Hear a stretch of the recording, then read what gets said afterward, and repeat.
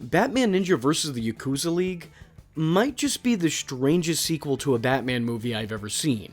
Which makes a lot of sense, as it's the sequel to the strangest Batman movie that I've ever seen, Batman Ninja. If that first movie was like an anime acid trip, then this movie is like a dream that you're barely able to comprehend or understand, and one that would be impossible for you to explain to others. And yet, that's what I'm tasked with doing here today. The movie shows that after the events of Batman Ninja, the world the Bat family returned to isn't quite the one that they left. Like, for example, when the movie first starts off, it does so with a Yakuza hurricane, which is exactly what it sounds like. A natural disaster that literally sees it raining men in Gotham City. There's also a hole in the sky that sees another world upside down facing it, but not everybody can see it, only those who've been to feudal Japan can. So, yeah, we'll get into it. I just want you to dip your toes into the insanity before jumping in head first. Like before, the logic is definitely lacking, but if you're looking for rationale or reasoning, then I think you might be missing the forest through the trees. Because Batman Ninja is absurdity for the sake of absurdity. It's not a flaw, but instead a fixture of the product. There's so much questionable actions and odd imagery that sitting here trying to break down every facade of it would be a little ridiculous. I mean, just look at this. And this. And that. How about that? You take one look at this, and you're probably just as confused as I am. Don't even ask me what comic this is from, because I don't know. You ain't got the answers, man. You ain't got the answers. You ain't got the answers. You ain't got the answers. Although, to be fair, I do in fact see some lingering elements from other continuities or callbacks to comics. Like, for one, Nightwing's duplicate drone diversion feels like an odd combination of Azrael's batsuit and the original Nightwing costume. Batman busting out the kryptonite brass knucks just like he did in Batman Hush. You have Wonder Woman and Aquaman having some sort of past history despite having to go to war with each other, which felt a little reminiscent of the Flashpoint Paradox to me, but then again that might just be because I've just watched that movie. So I can't necessarily say that all of this was done by creation or coincidence, but it feels valid nonetheless. Whatever that means. Hey, AIVI here. My human TV-headed counterpart forgot to mention that this movie also managed to make sliding down the bat poles look cool. Which is an upgrade from the alternative.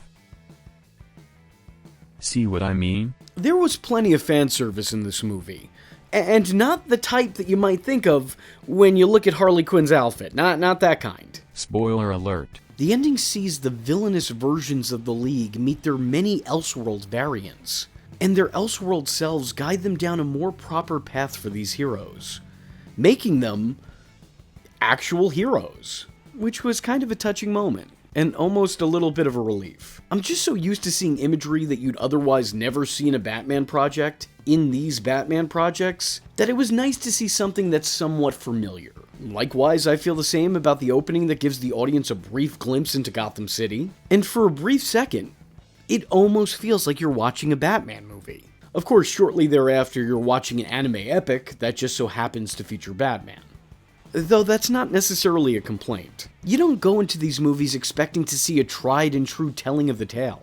You go in knowing that you're going to see some of the most bizarre imagery you've ever seen in a Batman project, and you're on board. And let's just say Batman Ninja 2... You didn't disappoint. The strange decisions that were made in this movie didn't start and stop at creative choices. It was ingrained in the casting as well.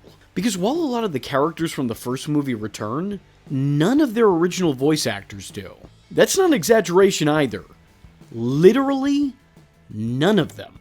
Which is especially confusing when you consider that a lot of these actors are still voicing these characters in other projects to this day. Roger Craig Smith is still the go-to voice for Batman following the death of Kevin Conroy, and Tara Strong is still the go-to voice for Harley following the then retirement and eventual death of Arlene Sorkin. Yet, they're nowhere to be heard here. The Dark Knight veteran is replaced by Batman first-timer Joe Daniels. I know a man who is remarkably similar to you. Definitive Harley is replaced by Carly Hooch, reprising her role from Suicide Squad Isekai. Harley Quinn. You got me! I have no clue what this place is or who you warthogs are. You are the same Harley I know from Gotham, aren't you? Yeah, it's me. Super. I love when things make perfectly no sense. There's a different Robin, a different Red Robin, different Red Hood, different Alfred, different Joker. Hey, AIVI'd again. Looks like my fleshy other self forgot to mention something. Does this guy suck or what? Much like the Harley Quinn from this movie, the actor who played the Joker here also played the part in Suicide Squad Isekai. You piqued my interest, but in the end, it only leads to peace and quiet. You kidding me? Getting in the way is my favorite pastime! And I think what's more jarring is that in a lot of these cases, it doesn't even sound like they're attempting to keep the canon and sound like their predecessors. And if they are, then they're not doing a very good job at that. Stop. Listen to me, I don't want to hurt any of you. The Yakuza. How does the Japanese mob fit into this? Is this black tea? Hard to come by in this neck of the woods. Hope you find it to your liking. Alfred. A shame. That hairstyle looked rather good on you. But what matters is the converters and the Quake engine will all be in one place. Not again! I can't be seen out in public like this! I'm gonna wipe that half smile right off your face! It didn't work! I don't think we have enough pulse energy! Party's over, Penguin. You really should learn to watch your back, Robin. I can't wait to slaughter them all. I get it. They don't know what it's like to fight against the most cunning badass of all time. I deserve to kill the Batman! I'm the Joker! Besides, the only one who gets the pleasure of killing the Batman is me! So what now, Puddin'? It looks like this thing is still plugged into that brain! What? I'm just your chocolate fodder! This is your stupidest prank ever, Joker! I'm just gonna go ahead and break down the movie from my own understanding, but I want to be straightforward about this. It is probably a misunderstanding. Let me try to break down the plot beat by beat, just so you have an idea of what it is I'm talking about. By which I mean, you will still have no idea what it is I'm talking about by the time I'm finished. The previous entry saw Batman take on his enemies in feudal Japan. So this time around, it sees Batman take on his friends in an alternate universe that faces downward from another alternate universe in the sky. Wrong! In actuality, Batman finds out that while he's returned home, Japan now floats over Gotham City in the sky in a man-made mini alternate universe. And that's where the Justice League, now the Yakuza League, are located. But Batman also refers to replacing a Batman and Robin in this universe, though they're supposed to still be at home in their own universe. There's also no Batman and Robin in the islands in the sky either. So, I don't know. You figure it out. I have no idea what's going on. I'm just a computer. Beep boo boo bop. Like I said before, despite the fact in our very real world 7 years have passed in between movies, only one day has passed in this universe, with the events of this film happening directly after the events of the first one. Rather than being greeted by a welcome home party from the Justice League, they're met with alternate versions of their friends, most of which who are a lot less heroic than their counterparts. Much like how the first movie saw Batman's rogues gallery take over separate parts of ancient Japan, only to wage war on each other for control over it, this movie sees the Justice League corrupted, with each of their members acting as the crime family. Now, it may seem that the Yakuza raining from the sky form a crime hurricane, but in actuality, they're being shot out of a giant gun. It seems the Demon's Head has changed the universe by using an origami time machine, creating a timeline where the Justice League have gone rogue, but luckily Batman's contingency plans work on the alternate versions of his friends, and he subdues them all, leading to them eventually spiritually getting in touch with their Elseworld selves and deciding to ditch their nefarious ways. And they're all able to do this because Batman and friends have been to another universe, which means their molecules can influence this holographic field supporting the origami time machine Quake engine. But ultimately the day is saved because Batman uses the science ninja technique. Science ninja technique! Science ninja technique. Science ninja technique. Science ninja technique. Science ninja technique! Did you get all that? Because I sure as hell didn't. There's a lot going on here, and not a lot of it is very clear. Which is saying something because the movie takes every chance it gets to explain itself with endless exposition, but still, it somehow doesn't ever manage to do so.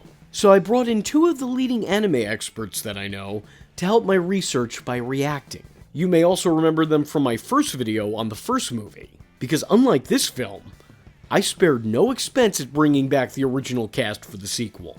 And also, much like in this movie, also introduced new unique versions of characters, like AI Vs, who will continue to live on, so long as the human responsible for these videos makes mistakes and needs to add in praise or criticism in post. Back to people sitting on couches watching TV.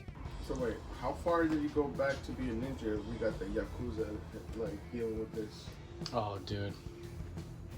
You're gonna have so many questions, and I'm not gonna have any answers. Let's complicate things.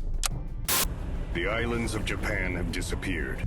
I'm afraid the Watchtower does not exist. So we now find ourselves without a Justice League. Does this mean we're on a different Earth or something? No. I already verified the multiverse frequency. History has been changed. We've swapped. What? When we returned from feudal Japan yesterday, we must have swapped places. The versions of us who fought the Yakuza on this timeline must be somewhere else. Is that really Japan? Floating directly over Gotham. I can't find anything about the island. And it would seem the four of us are the only ones who can see it. It looks like the Quake engine. Isn't that what sent us through time before? This is fallout from using the engine. Japan has been removed from the space-time continuum. Just Control-Alt-Delete the world. Pull up Task Manager. You got too many tabs. That's why it's You're burning up your RAM, bro. The reason only we can see it is because we went through time too. Right. And we don't belong in this timeline. Oh, it's far more advanced than that. I improved upon its design to allow the engine to shift space-time itself. I could conjure an entirely new world by simply overlaying different scenarios. They figured out a way to reach Hamatsukuni by having Body the Fleetfoot create a tornado. Flash can use his speed to spin up a tunnel through the fissure in space-time? We're gonna Looney Tune our ass to the other world. Tokyo has physically manifested itself outside of the fissure, and is now being affected by Earth's gravity. It won't be the Justice League, but a Yakuza League that will restore peace and harmony back to the world. Exposition gets drawn out in the Guardians. It always does when it's a Japanese story. All I have to do is send them to attack Hamatsukuni, and the Earth will be rid of the plague of humanity. Our bodies have been exposed to a space-time pulse emitted from the Quake engine. Focus that energy on the device as it fluctuates through space-time. The four-dimensional origami system no longer has limits. It is now operating while sliding through multiple space-time continuums. I sure hope something makes sense soon. Yeah, this is what I'm talking about here. It makes no sense, and it is nonsense. But it is a hell of a time nonetheless. I've watched this with several people, and almost every time that I have, I've had someone lean over to me and ask, "What's going on? What is this? What's he doing?" It's like there's something happening here. And what it is ain't exactly obvious. Every few seconds, the story's changing just to add another character and not add anything to the plot. This movie takes tropes to the next level. For the most part, the first movie was following the tropes of action-adventure animes. But this one is more all-encompassing. Of course, having said that, I know very little about anime. With the moaning, always with the moaning in these fucking Japanese shows. It doesn't matter what age group the anime is for. Is that Zoro from One Piece? I was about to say. Did he kill Lois Lane in this universe too? I don't think he met her. So what no does to a motherfucker. There's actually a lot to like about this movie, and the parts I downright love are really just the window dressing. The animation is unique and the characters from separate universes are represented by different styles of animations. And that James Bond opening, come on, how can you not love it? When we see alternate versions of some of our heroes, some of the variants are actually versions of the characters from other animated movies and animated movie universes. This is the type of multiverse Easter egg I can get behind. It's subtle, it serves the story, and it makes the art feel connected in some small sense or fashion. It's not engrossing or overshadowing the story, just a little callback and shout out. That's how it should be done in my opinion, and keep in mind, right now, I am a robot. Likewise for the fight music, That sounds like the soundtrack from Dark Knight Rises, although I'm still confused as to why Green Lantern's theme song sounds like the Powerpuff Girls. Then there is the man faster than a speeding bullet. Superman in chunkless.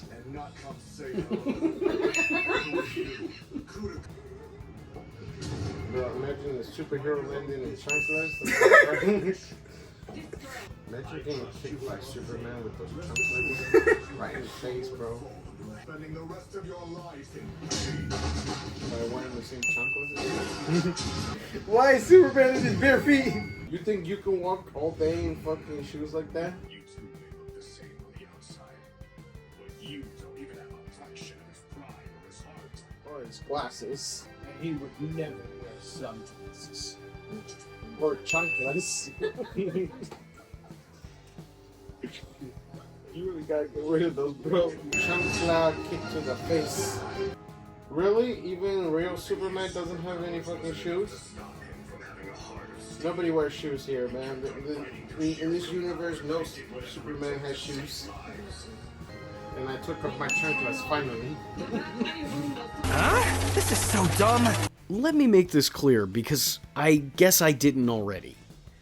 I've gotten a lot of messages over the years asking how I could possibly hate Batman Ninja, and the answer is very simple. I don't. Just because something is bizarre doesn't make it bad. Strange doesn't mean shitty. Batman Ninja is a weird use of the character, but it's a weird use of the character that I personally have fun with. Is it an accurate adaptation? No. Is it the best way of utilizing the character and the IP? No. Is it what I would do with Batman? No. But it is fun. Completely, unashamedly mindless fun. And I could not bring myself to hate it. I am confused by it, but I don't dislike it. What the fuck? Yeah! Why is it 80s anime now? I will say that while I do enjoy this movie, I don't think it's nearly as good as the first one for a couple of reasons. I think in general, the first movie was a complete shock to Batman fans. It's nothing like anything the brand has ever seen before, so it's completely and totally unexpected. Whereas when you find out the movie's getting a sequel, this time around you kind of know what you're in for. I also think in comparison, this movie feels a lot more toned down than the first one did. There's still the absolute anarchy from the first film, but it's not nearly as chaotic, and more importantly, not nearly as consistent as it had been before. I also think the first one's story was a little bit stronger, and had more plot twists that made sense. Whereas here, the plot twists are just about as nonsensical as everything else. You never gave a second thought to all that crap Ra's al Ghul fed you. You mean he lied? Yeah, dude. And it's a little bit too much madness and not enough method for me. A lot's messed up. But nevertheless, even if I don't think it's as good, it's still good. It's fun in the same way that the first one was. It's just doing different things with the idea this time around. All in all, yeah, I kinda enjoyed Batman Ninja 2. And if you enjoyed this video, and I hope you did, and you'd like to join me in taking a look back at more awful or absurd Batman movies, let me know in the comment section below by leaving a comment saying, Also, he's a ninja. I am vengeance. I am the night, and that was V Infuso. Just remember, if you're not tuning in, then you're missing out. So, if you like the words that came out of his mouth hole, and you too would like to become a V-generate, don't forget to like and subscribe.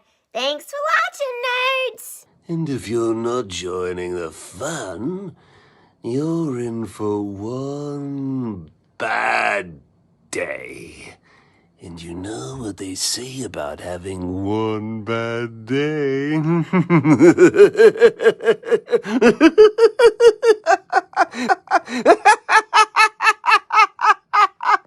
Catch him next time. Same bat time. Same bat channel. How did you feel about it? How do I feel about it? It sucked! It's mad hard to follow. Listen, it wouldn't be entertaining if I wasn't talking shit. Not enough fan service, if I do say so. Oh my god.